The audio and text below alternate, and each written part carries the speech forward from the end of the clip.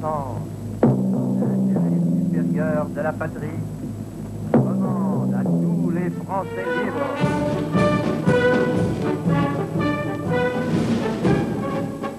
Malgré la signature de l'armistice, le 22 juin 1940, les troupes allemandes continuaient à avancer et le 26 juin 1940, une colonne allemande traversait La Ferté-Bernard en suivant la RN 23 vers Le Mans.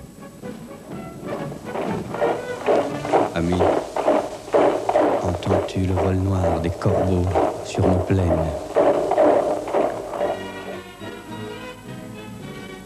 9 et 10 août 44.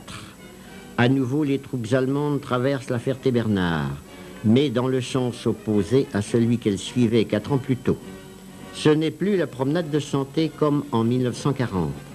C'est la retraite, sous camouflage de fortune, pour éviter les attaques des avions américains et anglais.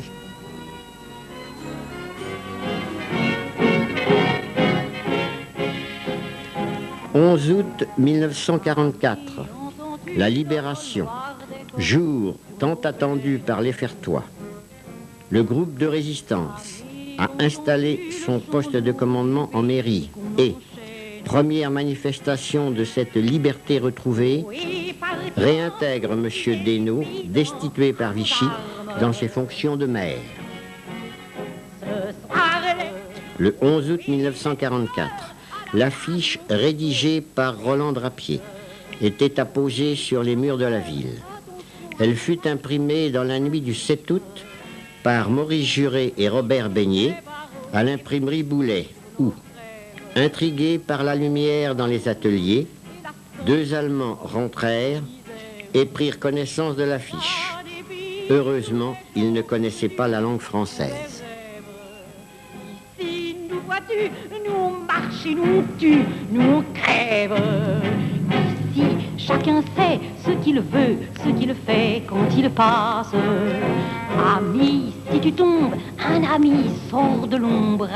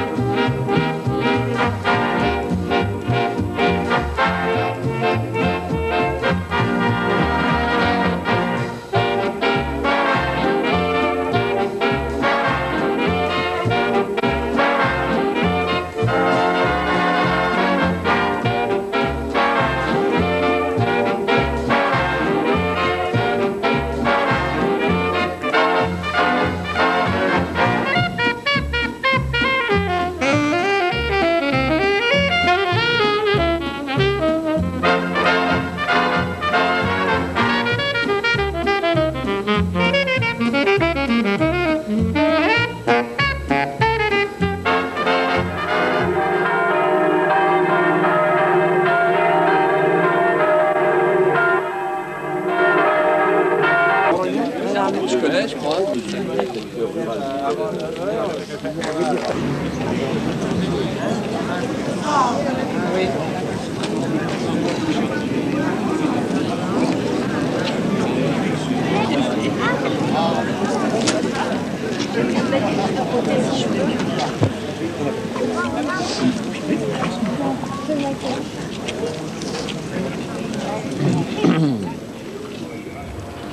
Mesdames, Messieurs, le 11 août 1944 à 9h du matin, la libération de la ville de La Ferté-Bernard devenait effective. En effet, le groupe FFI du mouvement Résistance prenait le contrôle des principaux sites régulant la vie locale, mairie, poste, gare, et installait son poste de commandement en mairie. Ainsi, la libération de la ville était le résultat d'une préparation méthodique. Le 9 août au matin, le groupe Résistance entre en liaison avec l'état-major américain près de Connerré. Les consignes sont données pour nettoyer le terrain en attendant l'arrivée des unités américaines. Le soir même, les groupes organisés encerclent la ville jusqu'à l'arrivée des Américains. Mais les batteries allemandes retardent l'avance alliée. Une Jeep américaine est incendiée au bois clair sur la route nationale 23. 2 soldats y trouvèrent la mort et furent enterrés le dimanche 13 août à La Ferté. Le 10 août, les Américains envisagent de bombarder les abords et les entrées de la ville pour réduire la résistance ennemie. C'est alors que sont réalisées à travers les postes ennemis 3 liaisons importantes avec l'état-major américain près de Sceaux-sur-Ruine pour éviter le bombardement de la ville. Ces liaisons ont été assurées par Paul Milhaud. Un délai de 24 heures est accordé à la résistance pour paralyser l'ennemi. Alors commence un harcèlement ininterrompu de toutes les communications. Déclenché de jour, l'action dure toute la nuit. Coupés de leur poste de commandement et des observatoires se sentent traqués. Les Allemands se replient vers l'est, des groupes fuient en désordre. Ainsi, le vendredi 11 août vers 7 heures du matin, les circonstances étant favorables, les résistants occupent la ville et apposent des affiches imprimées par leur camarade Maurice Juret, hélas, décédé le 5 juillet 1994. Les patrouilles de reconnaissance se poursuivent aux alentours et en direction de Nogent-le-Rotrou jusqu'à l'arrivée de l'armée Patton, 7e division blindée américaine. Le dimanche 13 août vers 18 h, des prisonniers sont ramassés ainsi qu'un important matériel. Une page de l'histoire locale se refermait sur 4 années d'occupation allemande. 4 années de restrictions, d'oppression et de souffrance se terminaient ce 11 août 1944, grâce en premier lieu à nos alliés anglais et américains, mais également grâce au groupe de résistance qui, durant les années noires de l'occupation, dans le strict respect des consignes de sécurité qui lui étaient imposées, avait su déjouer les pièges tendus par les agents de la Gestapo. Les rangs de ces hommes, dont certains avaient à peine 20 ans, se sont malheureusement éclaircis.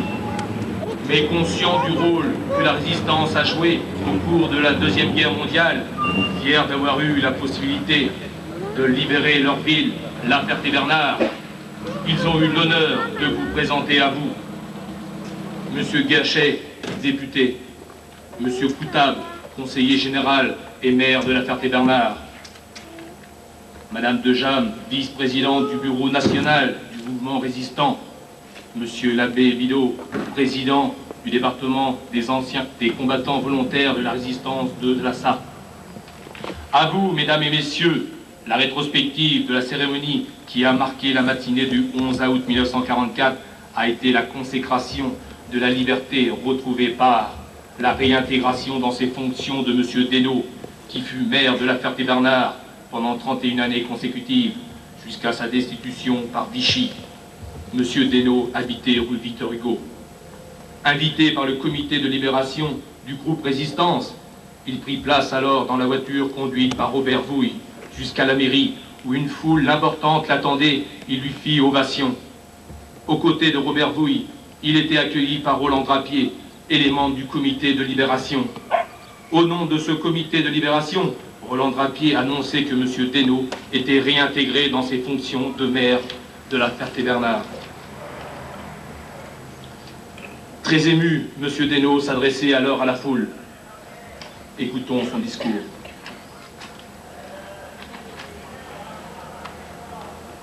Citoyens fertois, mes amis, descendants ou successeurs de ceux qui, presque les premiers en France, arrachèrent à leurs oppresseurs leur liberté communale, fils des énergiques révolutionnaires fertois de 93 et 48, vous avez tenu à prouver que le caractère indépendant et frondeur de vos devanciers est resté le même chez vous, et que le sang qui coule dans vos veines est toujours celui d'hommes épris de liberté, de justice et d'indépendance. Par conséquent, vous ne pouviez admettre le maintien d'un régime de dictature, régime de délation, de mensonges, de haine, d'hypocrisie, qui parlent d'union en chassant de leur situation, sans aucun motif autre que celui d'opinion, des hommes qui ont toujours fait leur devoir. Régime abject où tous les ratés, tous les tarés, beaucoup d'escrocs ou d'hommes de mauvaise vie ont été nantis de situations mirifiques et où le favoritisme le plus éhonté, le plus scandaleux n'a cessé d'exister. Régime de défaitisme qui s'est avili jusqu'à la dernière limite de la bassesse devant un ennemi qui, sans le moindre scrupule, a perfectionné en secret et à l'extrême son organisation de guerre pour voler, piller et asservir les autres peuples, la force et la brutalité étant pour lui supérieures au droit. Jamais nous n'aurions pu supposer qu'en France, le pays de la bravoure, illustré par Vercingétorix, Bayard, Jeanne d'Arc, Kellermann et par tant d'autres héros qui considéraient que l'honneur et la dignité étaient des vertus innées chez les Français. Il put exister d'autant d'individus assez lâches, assez cupides, assez égoïstes pour collaborer, c'est-à-dire aider ceux qui venaient après tant de mensonges, non seulement de nous battre avec leurs super machines de guerre, mais de violer, puis de assassiner en les mitraillant en tas sur les routes tant de femmes, d'enfants, de vieillards sans défense, qui ont massacré en groupe des hommes, des femmes, des bras desquels les enfants étaient arrachés et dont le seul crime était d'être nés juifs, qui ont fusillé des otages qu'ils savaient être absolument innocents, agissant ainsi, poussés par leur cruauté naturelle et leur brutalité. Il faut que tous ceux qui ont rampé devant ces brutes, qui se sont avilis à un tel point, soient après enquête privés de leurs droits civiques à temps, comme étant indignes d'être considérés comme des Français, grâce au courage et à la ténacité indomptable de nos alliés les Anglais, qui, comme beaucoup d'autres, n'avaient pu croire qu'il y eut de pareils fous pour déclencher une si cruelle guerre, grâce à nos grands et vieux amis, les Américains, grâce à la discipline, au courage et au patriotisme des Russes, et enfin grâce à de grands Français patriotes et courageux, tels que De Gaulle, et tant d'autres qui n'ont jamais désespéré. Ils ont été écœurés par les hommes de Vichy. La France s'est rebellée et le régime républicain, le seul acceptable pour des hommes libres et dignes, va reprendre son cours. Mais il faudra que cette république modifiée soit plus sociable, qu'elle exige plus de discipline, plus d'ordre et qu'elle soit surtout plus énergique, car si elle n'a jamais toléré les fighteux et les autres agitateurs qui ensemble ont organisé la trahison et préparé notre défaite, nous n'aurions pas eu cette dictature qui sera la honte de notre époque. Donc, mes amis, honorons nos alliés anglais, américains et russes, conservons-leur une reconnaissance éternelle pour nous avoir sauvés d'une honteuse servitude. Je vous remercie, mes chers concitoyens, de cette manifestation qui me touche profondément. Et si votre geste m'est fort, sympathique, je n'ignore pas qu'il est symbolique.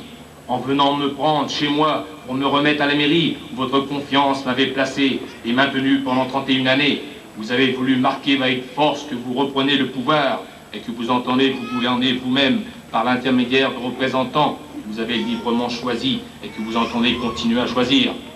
Et maintenant, au son de la Marseillaise, remettons à sa place l'effigie de la République, tout en souhaitant que dans l'avenir, elle extirpe complètement la démagogie des mœurs, des parlementaires, qu'elle rende les Français moins égoïstes et que sa belle devise « Liberté, égalité, fraternité » devient enfin une réalité. Si nous avons voulu faire cette rétrospective, c'est à l'intention de la jeunesse. Après tant de sacrifices supportés par les leurs, mais également par la population française dans son ensemble, les anciens résistants souhaitent témoigner et faire connaître la vérité. Ni haine, ni oubli. L'important est de construire l'avenir. C'est à vous, hommes de demain, que nous adressons ce message, à vous les gardiens de notre civilisation, à vous qui devrez maintenir la paix et faire triompher la liberté. Messieurs les porte-drapeaux sont priés de se mettre en place.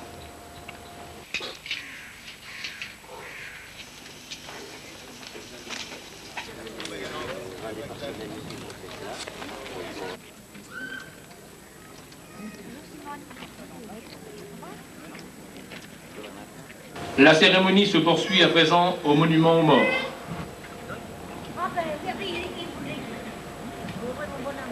Ouvrez le banc.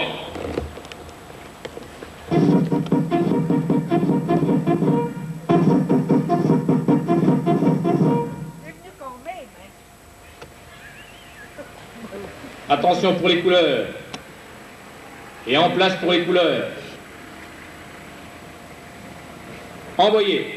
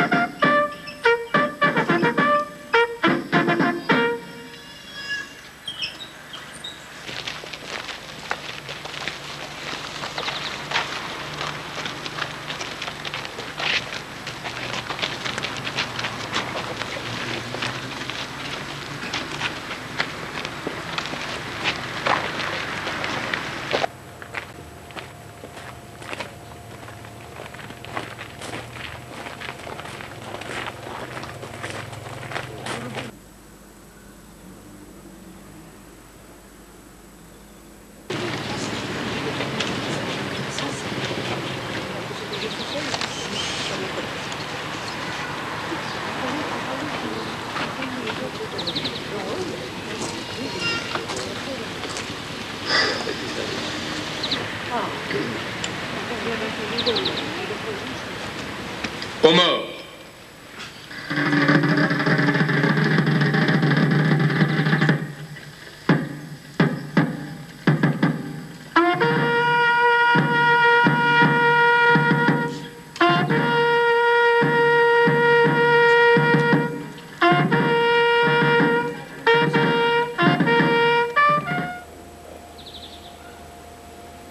Une minute de silence.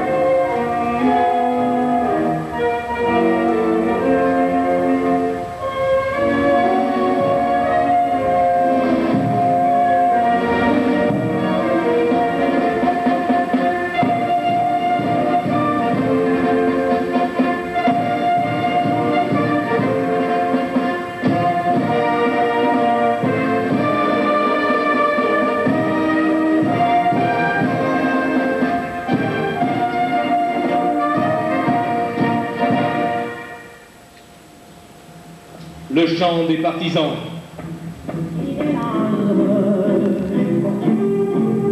Montez de la mine, descendez des collines, camarades.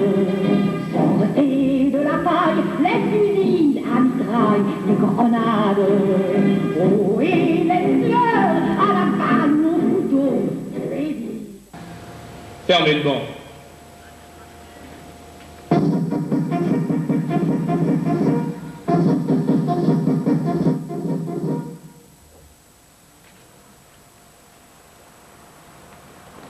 Après le défilé des véhicules militaires, une cérémonie religieuse est prévue à l'église Notre-Dame-des-Marais en mémoire des morts de la guerre 39-45.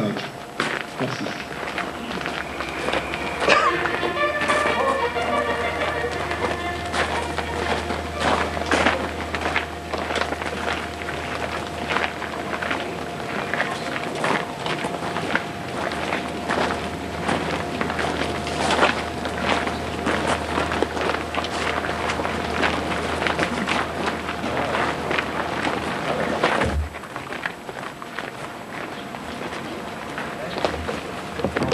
Mais le haut, je pense à lui, voilà. Non, celui-là, si je le vois. Oui, il a trouvé. Oui. Ça, on lui réserve un chien. Comment? Non. Il trouvait que là.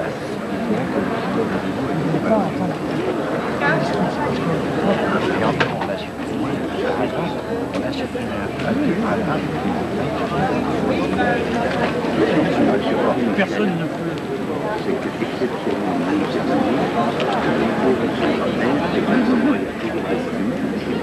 toujours, que ce soit vraiment du cimetière, mais ça c'est pas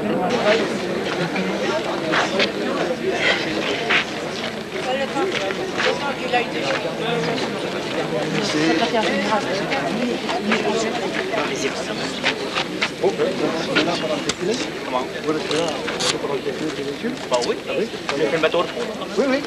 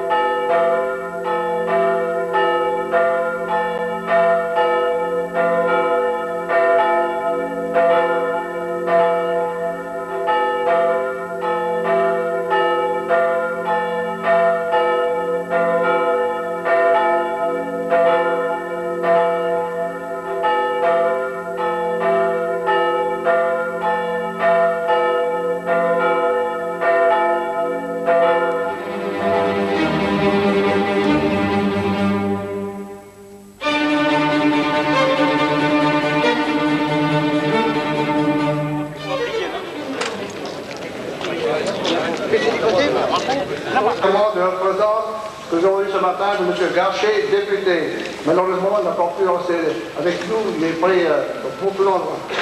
M. Coutard, conseiller général et maire, Mme Deja, vice-présidente du mouvement Résistance, M. l'abbé Bidot, ainsi que Mme Bettina, M. Jonard et M. Le Pape, tous du bureau national du mouvement Résistance. Pour une plus ou moins grande part, soyez profondément remerciés. Nous y associons également les cultivateurs, car sans eux, rien n'aurait été possible. Joie et honneur que je m'adresse à vous en ce jour anniversaire pour célébrer un événement local, les tirages dans le cadre de notre histoire nationale.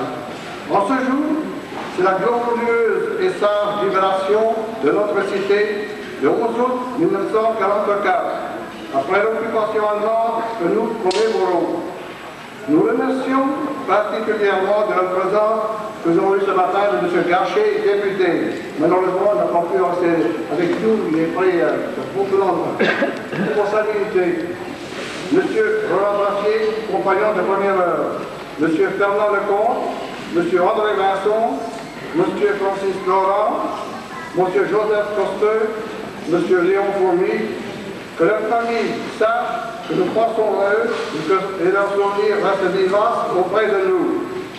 Pour ce 50e anniversaire de la libération de la Ferté-Bernard, nous avons voulu transmettre le mémoire aux jeunes générations.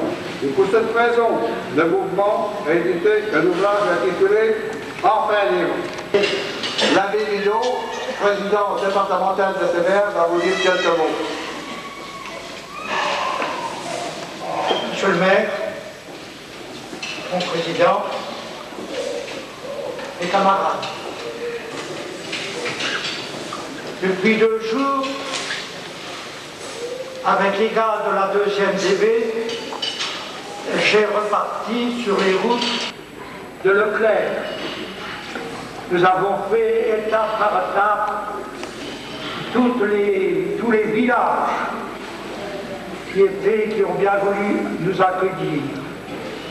Mais ce matin, l'ancien vicaire de la Ferté-Bernard est particulièrement fier parce que la ville de la Ferté-Bernard, à l'inverse de toutes celles que j'ai visitées, n'a pas été libérée par des libérateurs du dehors, elle a été libérée par des libérateurs du dedans.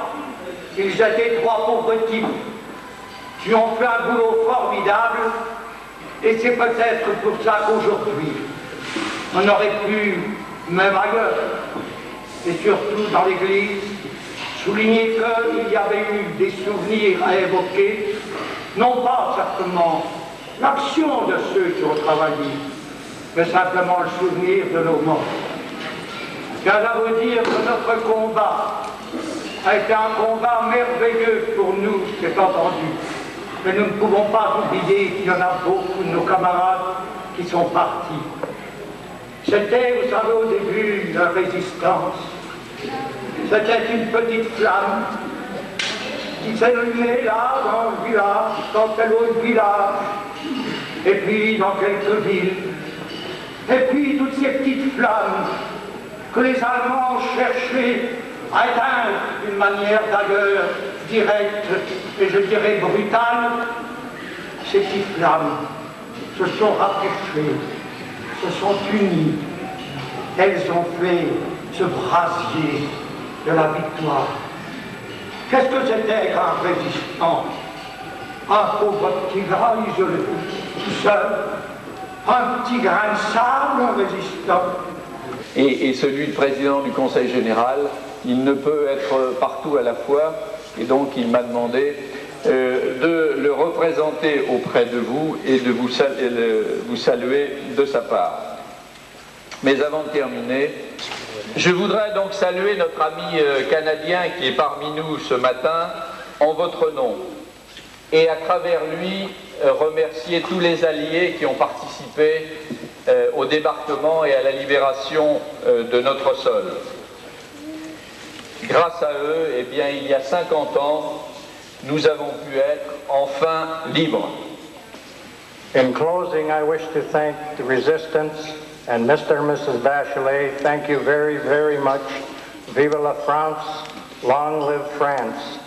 Today, I have stood among the brave of France. Pour terminer, je souhaite à nouveau remercier la Résistance et monsieur et madame Bachelier. Merci beaucoup, beaucoup. Vive la France, longue vie à la France. Aujourd'hui, je suis très fière d'être parmi ces braves résistants de la France.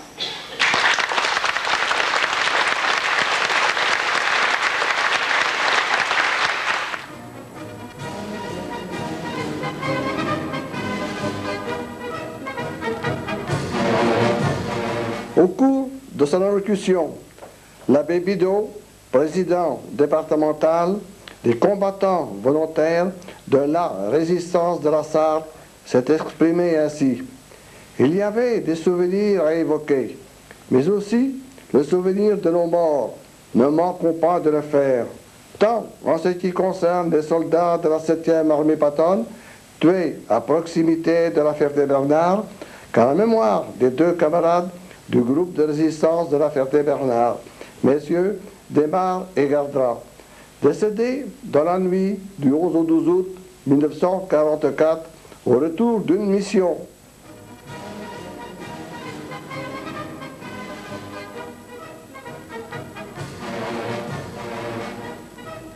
Le mercredi 9 août 1944, j'ai envoyé Paul Milhaud à la rencontre des Américains. Celle-ci eut lieu aux environs de Torigné-sur-Douai. Les Américains devaient arriver à la Ferté-Bernard le soir même. Malheureusement, vers 21h, 2 Américains, à bord de leur jeep, venaient faire une reconnaissance vers La Ferté. Ils se sont fait tuer au lieu dit Les Bois Clairs, commune de Vilaine-Lagonais. La jeep était incendiée et 6 côté gauche vers La Ferté-Bernard, à environ 30 mètres du carrefour. Le conducteur était à son volant, carbonisé, et l'autre soldat se trouvait derrière en travers mi-carbonisé. Devant la jeep se trouvaient également les cadavres de 2 soldats allemands qui, d'après nos renseignements, avaient été faits prisonniers et emmenés en éclaireur par les 2 Américains de la jeep. Les corps des Américains furent mis provisoirement dans un caveau à la Ferté-Bernard et relevés le 24 août 1944 par le service des tombes américaines.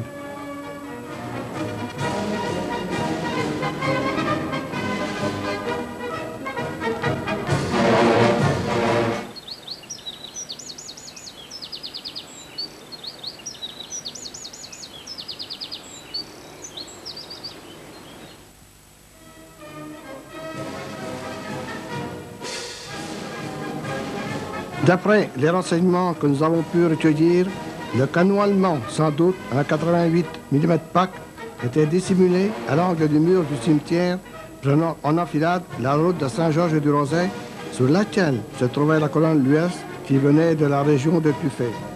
Cette colonne était composée de blindés légers. Vers 18h, un seul obus, tiré par le canon allemand, situé à l'angle du mur du cimetière, détruisait le blindé de tête qui était incendié à l'emplacement où le monument était construit. Les 4 Américains furent tués. L'explosion démolit illégalement une petite maison qui se trouvait en bordure de route. Ce monument, commandé par M. Armand Vadet, maire à cette époque, à l'entreprise Foglietti, fut inauguré le 15 août 1948 en hommage aux 4 Américains. Les soldats Parrish et Hornbins, le caporal Barry, le sergent Panasewicz, qui, par leur sacrifice, comme celui des 2 Américains au Bois Clair, ont permis la libération de notre région.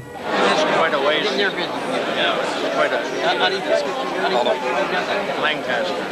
We are going to, on Tuesday, I'm going to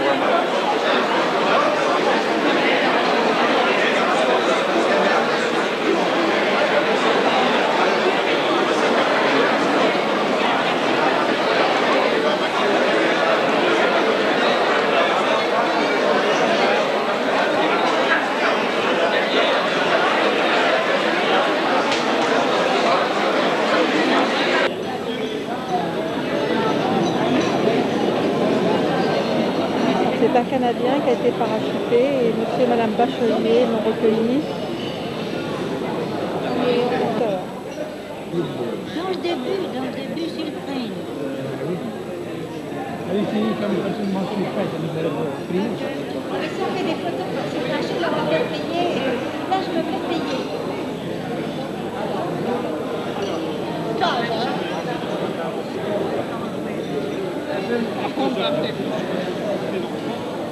Ça va un souvenir, là?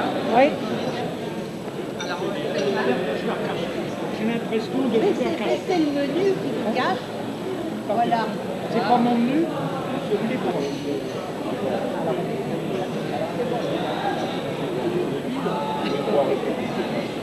C'est bon? C'est bon?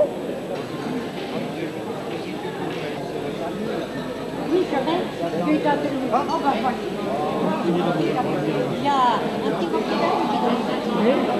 Alors les potes là. Non, mais